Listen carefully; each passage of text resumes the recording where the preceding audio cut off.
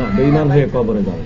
হ্যাঁ, এক পর্যায়ে মানুষ গেলে তার নামাজ, রোজা, হজ, যাকাত সব বাতিল হয়ে যায়।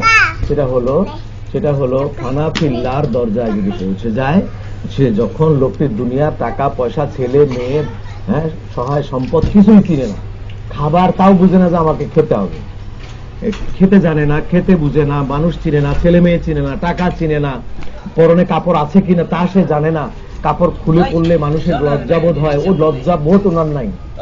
এইরকম পর্যায়ে যখন চলে যায় আল্লাহর কাছে, আল্লাহকে দেখতে পায়, তখন তার জন্য নামাজ রোজা মাফ।